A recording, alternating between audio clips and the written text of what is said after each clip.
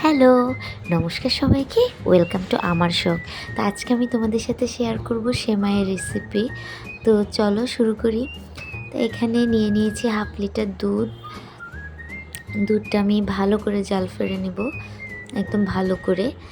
এখন এর মধ্যে আমি একটু মিষ্টি অ্যাড করব। আসলে মিষ্টিটা আপনারা আপনাদের পছন্দ মতো অ্যাড করবেন। যে যেমন মিষ্টি খাই ঠিক তেমনই অ্যাড করতে হয় আসলে। তো এই যে মিষ্টি দিয়ে আমি ভালো করে দুধটা জাল করে নিয়েছি। এখন একটি ফ্রাই প্যানে আমি একটু ঘি দিয়ে দিব।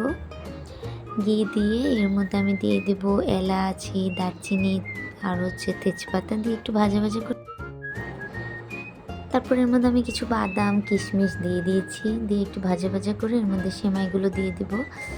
এই যে সেমাইটা দিয়ে দিচ্ছি। সেমাইটা আমি একটু হালকা লাল লাল করে ভেজে নেবো। হালকা না, মানে মোটামুটি একটু লাল লাল করেই ভেজে নিয়েছি। এই যে ভেজে নেওয়া হয়ে গেছে। এখন ওই দুধটা আমি আবার চুলায় বসিয়ে দিব। চুলায় বসিয়ে দিয়ে আমি সেমাইগুলো দিয়ে দিব।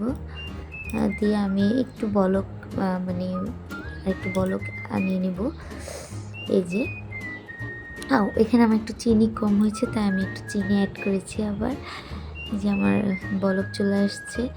এখন আমি সেমাইটা নামিয়ে নেব। অ্যাকচুয়ালি সেমাইটা আমার মেয়ে খুব পছন্দ করে, আমি আসলে ওর জন্য এরকমভাবে সেমাই বানাই।